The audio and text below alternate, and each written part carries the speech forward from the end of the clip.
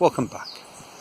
When we talk about sports like diving or surfing, they're often spoken about in terms of almost religious reverence, and Zen-like words abound.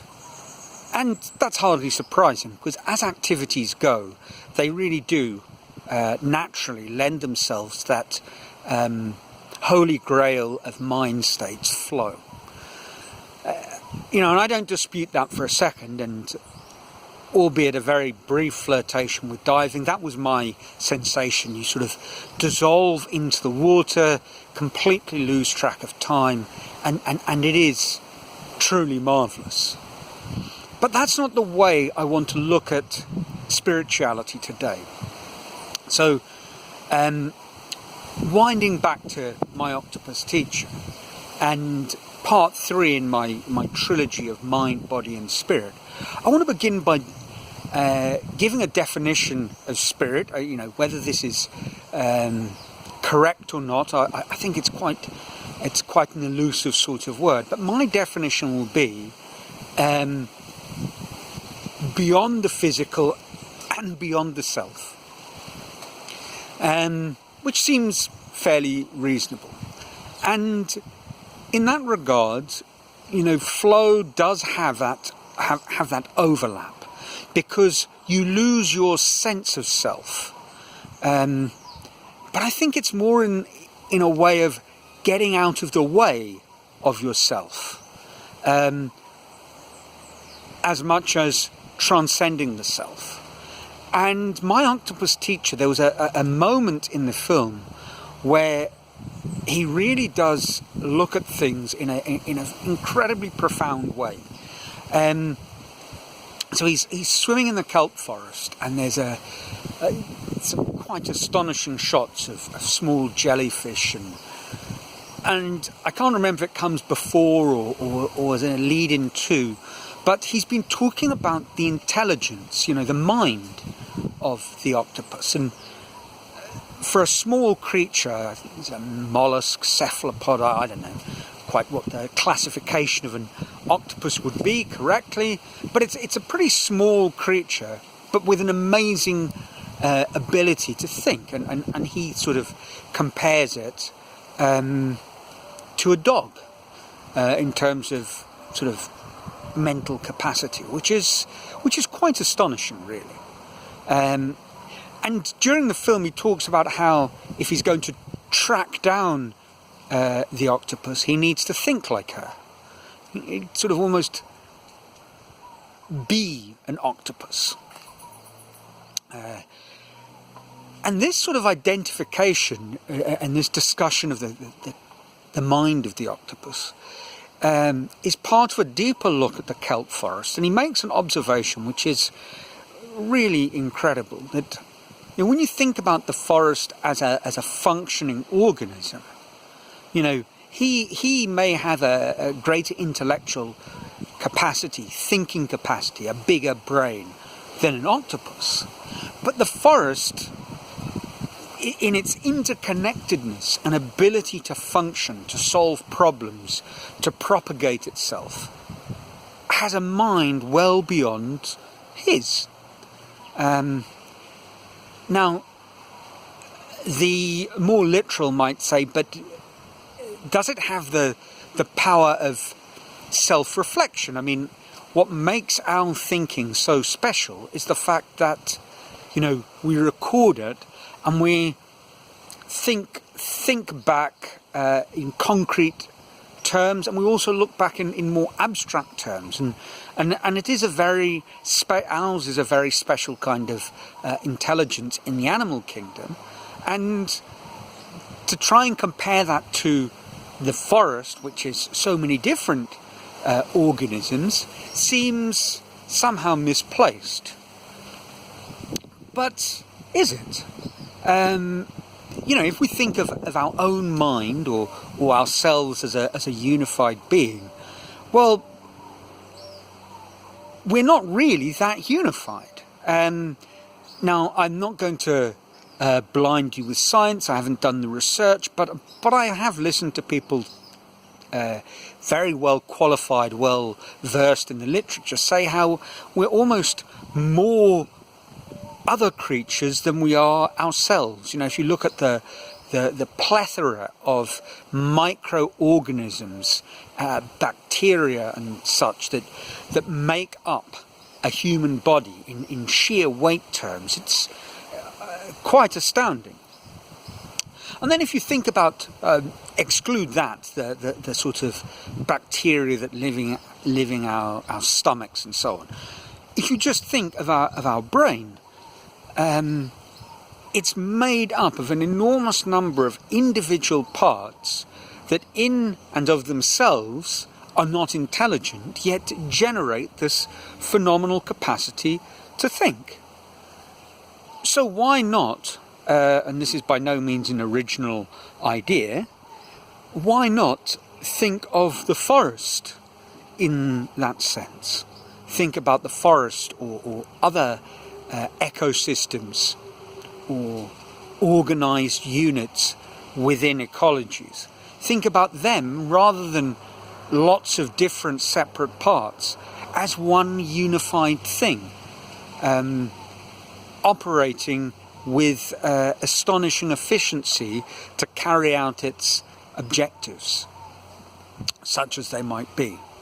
I've certainly read about this in I think I first kind of came across this idea reading Douglas Hofstadter, who's, if you're not aware of him, he's a brilliant mind in the area of artificial intelligence, and he wrote a phenomenal book, Gödel Escher Bach, where he talks about artificial intelligence, he talks about intelligence. He speaks very specifically about those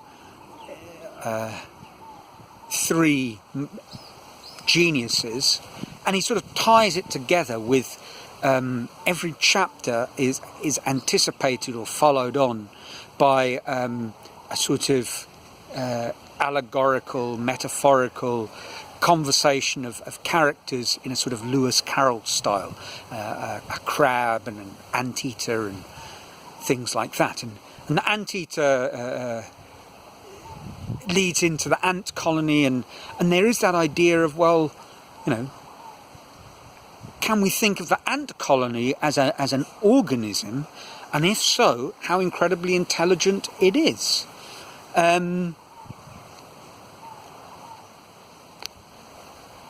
I've just switched off an incoming call. Sorry about the interruption. And I was thinking about this lately because as the rainy season kicks off, there's this fantastic experience of looking around our garden and seeing how the ants move in quite unnerving anticipation of rain. How do they know? It is remarkable. And each individual ant is a pretty simple thing, and yet when you put them together, a colony of insects, they operate in a truly miraculous fashion. Now, I use the word miraculous without being a precursor to a deep dive into more religious territory, and talking about spirituality obviously doesn't need to, it may well have an enormous overlap for those of you of a more religious oriented thinking. That's not me, so I'm not going to go down that way at all. So miracle, from the point of view of generating a sense of wonder, the inexplicable, ineffable, whatever the right word is. So I've been thinking about that, and definitely that feeling comes through in the film, where he's talking about the kelp forest as a living, thinking being, and that's if we think of it in a sort of physical sense. We are, after all, almost entirely empty space if you think of it on a very subatomic level. And I don't want to suggest that we're not real. There's that idea of, we create our own reality, but I believe in the real world.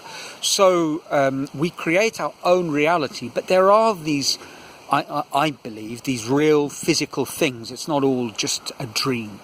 On some level, it is real. The way we perceive that and what we perceive, well, that's a different matter altogether. If we start thinking, however, as ourselves less as a me and more as a small part in a much greater whole, when you are diving in the kelp forest, you are part of the kelp forest. You're immersed in it, and you are one of the myriad of players. Then I think perhaps that will create a profound shift in how you behave. And your goal, given that we have this wonderful power of self-reflection, of consciousness, your goal can become much more a wider, deeper, stretching out into time and space sort of decision, rather than just thinking in concrete physical terms of the here and now.